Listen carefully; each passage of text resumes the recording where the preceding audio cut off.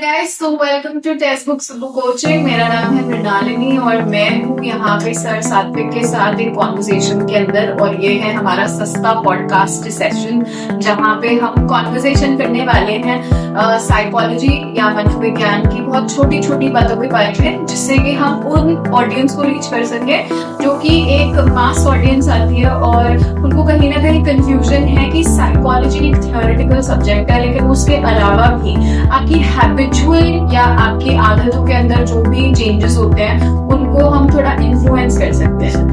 तो शुरुआत करते हैं फिर। आज का टॉपिक जो मैंने डिसाइड किया था वो था कि हम जो बचपन से डांट सुनते आ रहे हैं, हमें बचपन से कहीं ना कहीं किसी ना किसी डांटा होगा, टीचर ने डांटा होगा, मम्मी ने डांटा होगा, पापा ने डांटा होगा, कभी कभी तो पिट भी गए।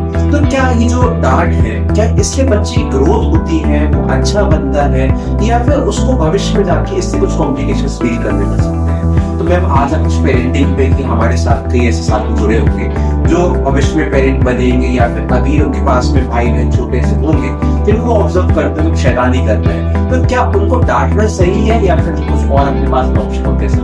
एलकेजी यूकेजी वाले बच्चे हैं जो अभी 4 to 5 years वाले बच्चे हैं, उनको स्कूल जाना उन्होंने शुरुआत ही कर रहा है।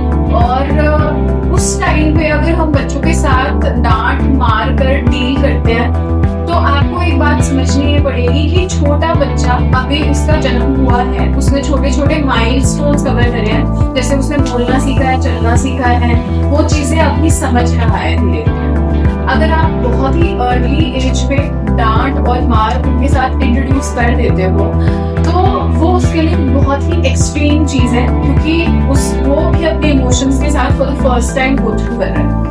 तो फॉर द फर्स्ट टाइम ये सारी चीजें जब उसके साथ हो रही है तो वो प्रोसेस नहीं कर पाता चीजें। अगर आप किसी भी बात को मनवाने के लिए वायलेंस का यूज करते हो या डांट का यूज करते हो तो ये एक बहुत अच्छी अप्रोच नहीं होती।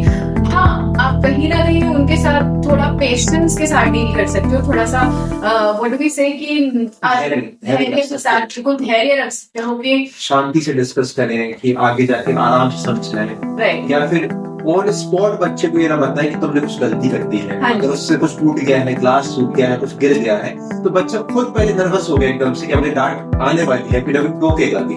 उस टाइम पे थोड़ा पॉज लेके बाद में उसको कन्वे किया जाए कि आप ऐसे नहीं कर सकते। राइट। तो आपकी अप्रोच जो होनी चाहिए वो बहुत ही ज्यादा पेशेंस वाली होनी चाहिए और उसके साथ साथ एकदम फर्म भी होनी चाहिए। फर्म का मतलब होता है कि आपने अपना मैसेज कन्वे कर दिया है। अगर बच्चे से कोई गलती हो गई तो उसका रिएक्शन हमेशा मार या डांट नहीं होना चाहिए, क्योंकि उससे बच्चे के अंदर एक कंडीशनिंग या लर्निंग क्रिएट हो जाएगी और उसको हमेशा यही लगेगा कि चलो आज मुझसे ग्लास टूट गया, आज मुझसे ये टूट गया, तो अब तो मेरे पेरेंट्स मुझे मार ही डालेंगे। तो इस चीज को आप ब्रेक कर सकते हो उनको समझाने के साथ, मतलब you can just create an understanding with in them that not always जो चीजें उनकी वो एक एक्सट्रीम टर्न ही लेंगी।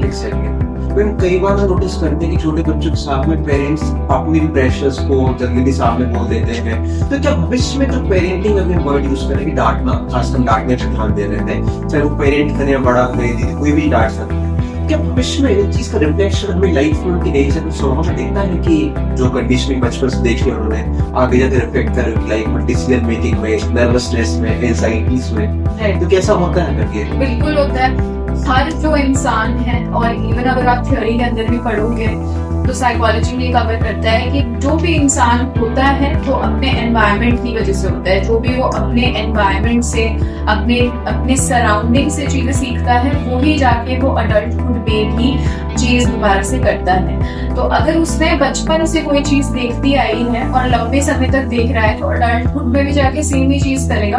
और इसी कॉन्सेप्ट को अल्बर्ट बैंड्यूरा ने भी एक्सप्लेन करा था थ्रू मॉडलिंग कहते हैं इसको साइकोलॉजी के अंडर। आई एम श्योर बहुत सारे मेरे शायद बच्चे अगर देख रहे होंगे तो उनको पता ही हुआ। एंड यहाँ पे बस बात यही आती है कि कभी कभी क्या होता है कि अगर इन कॉन्फ्लिक्ट्स के साथ बच्चा आगे चलता रहता है तो वो उसकी हैबिट भी बन जाती है ये सेम चीजें रिपीट करने की।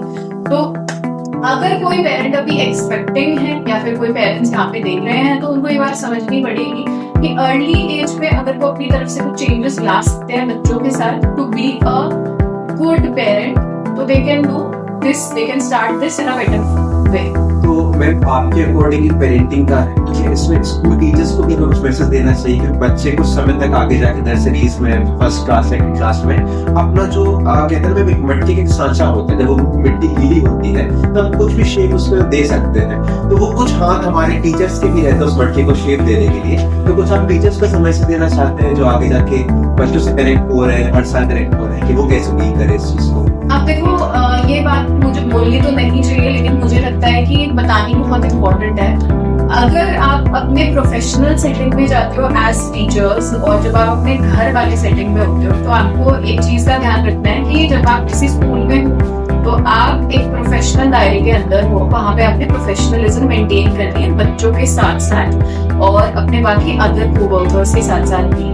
लेकिन बहुत से टीचर्स क्या करते हैं, घर में जैसे कोई लड़ाई हो गई या कोई भी आज सुबह आने में कोई हासिल हो गया, दिक्कत हो गई, वही चीज अपने दिमाग में लेके आएंगे और फिर उसके बाद पढ़ाना शुरू करेंगे, तो वो सारी रिफ्लेक्ट होती है उस बच्चे के साथ जो उसको तो कोई आइडिया ही नहीं है कि उसके साथ क्या चल रहा है। तो टीचर ने उसको जाते ही उसने कोई सवाल पूछा, टीचर से, और उसने डांट खाली, मैच खाली। तो ये चीज का हमको थोड़ा सा ध्यान रखना है। और बहुत at so many times I have seen कि हम कभी भी रियलाइज नहीं कर पाते, लेकिन हम ये सारी चीजें प्रोजेक्ट कर देते हैं बच्चों पे, अपने पेरेंट्स पे, अपने फ्रेंड्स पे।